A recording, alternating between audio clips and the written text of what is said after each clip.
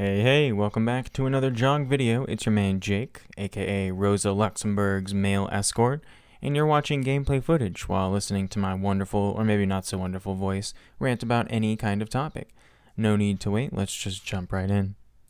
No healthy society has a middle class. Why? Because where one might presume the existence of a strong middle class is somehow a sign of good health for civilization, instead it is more important to note the middle class exists as a kind of carrot and stick situation for workers. You see, the middle class is scared and keeps going to work just due to the simple examination of the average life of the lower class working person. The lower class working person works to achieve the life of the middle, and thus these two manufactured classes end up pitted against each other.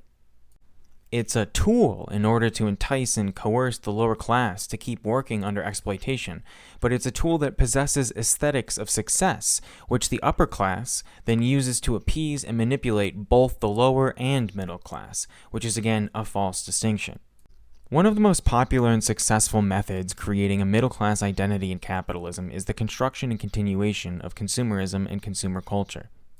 Using consumerism, bourgeois interests can move the wealth that is rightfully given to workers and funnel that worker-gained wealth back into their own pockets, keeping the vast majority of resources in the hands of the elites, in the hands of those who do so little, maintaining an endless cycle of dispensing payments to then soak the cash back up.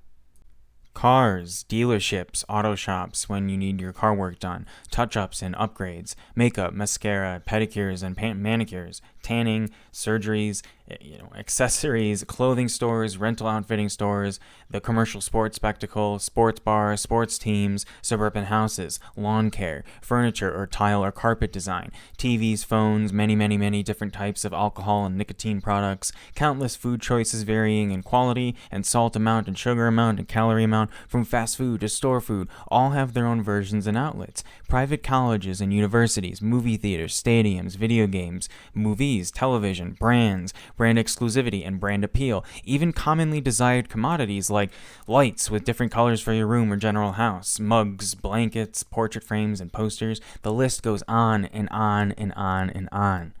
All of these commodities, regardless of their utility, under neoliberal ideology in its ahistorical understanding, it's called culture, industry, economy, and so forth, when in reality, all of these goods and services are created by the most oppressive, exploitive, imperial, and hegemonic system in all of human history. I mean, hardly the description of a culture, a real culture, to me. And while there's of course nothing wrong with the actual items, the concept behind the commodity is all too present. And you may be thinking there is no concept behind the commodity, and to that I'd say you're very mistaken. In fact, every single commodity sold under capitalism has some sort of marketing or advertisement behind it. You'll commonly see focus groups and marketing groups pinpoint and analyze their specific target demographics, all jargon of a capitalist society, no? And, I gotta say, there's a common saying in commie world, there is no ethical consumption under capitalism. And we say this because almost, if not all, commodities are created with exploitation either somewhere along the line or along the line entirely.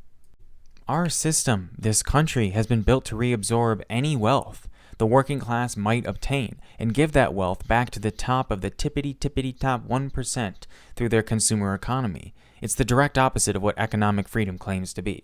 This is not a trickle-down system, this isn't freedom, this is not liberty, this is not a republic, this is capitalism.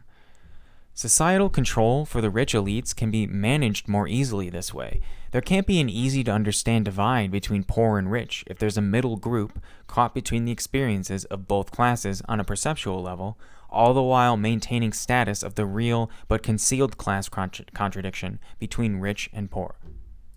Doctors, managers, administrators, senior software designers, and IT leads, financial analysts for large firms, hedge fund managers, well-to-do lawyers, fucking landlords, all of these positions give these individuals better life advantages. And these advantages, without a class-conscious society, can be easily manipulated of the masses as showing the extent of the successes from these advantages. I mean, it's a very look at all the stuff I have, so to speak, mentality. And we justify the difference of person-to-person wealth disparities by justifying the system itself, justifying the hierarchy, along with how and why we need it. When we hold these jobs, any jobs, in way higher regard, when we begin to create a profession caste system, the middle class exists as an aspiring lifestyle for the lower class workers. After solidifying an identity in the minds of the public, the false idea of a middle class is then weaponized and sold against and for the working class masses. The middle class is an image to worship, an aesthetic to revere and pursue, and its use only widens the already superficial divide between middle and lower class workers.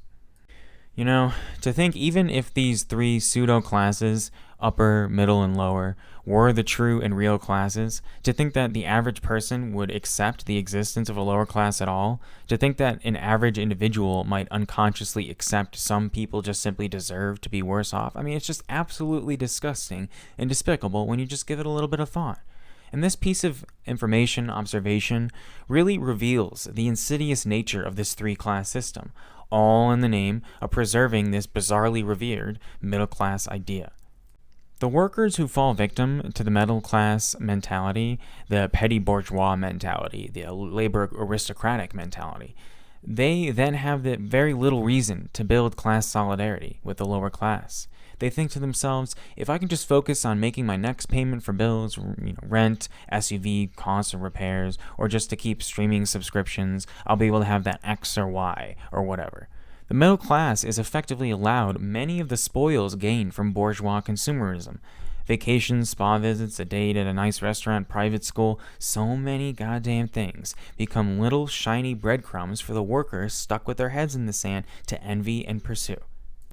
In some ways, especially the wealthier middle-class Americans, these high-paid workers have sold a piece or all of their soul for a little material comfort. Nice house, high-definition television, high-speed internet, all available through the market. And as long as they have these things, what purpose do they need to have solidarity with their fellow workers? Do you see what I mean?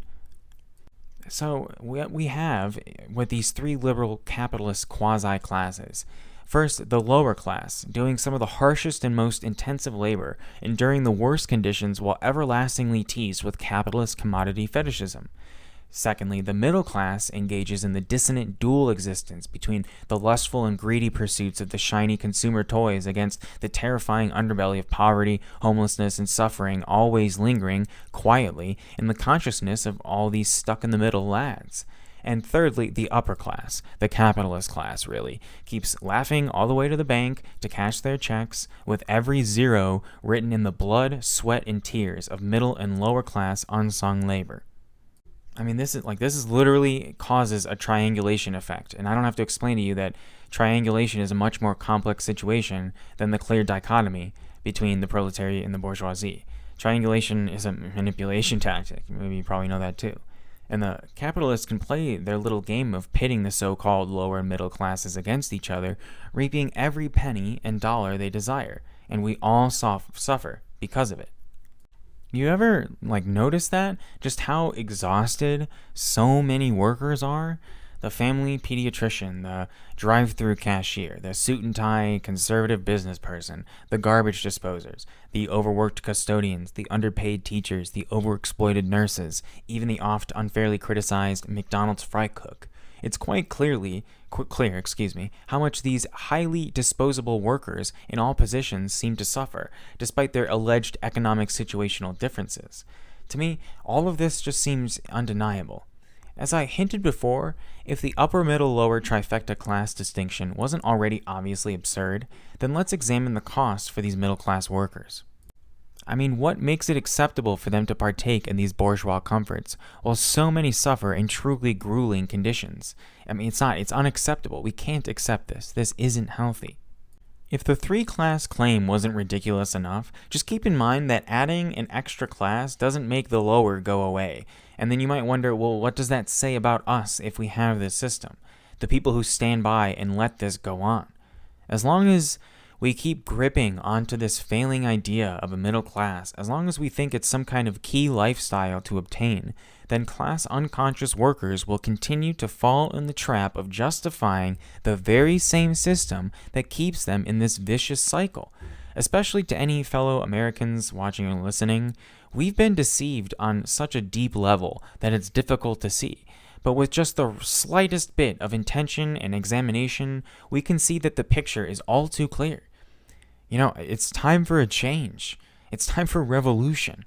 You know it, and I know it, so let's lean in. And with that said, thanks so much for watching. I hope you enjoyed my video. Feel free to let me know what you think in the comments. Please like and subscribe if you can. And take care. I'll see you in the next one. Peace.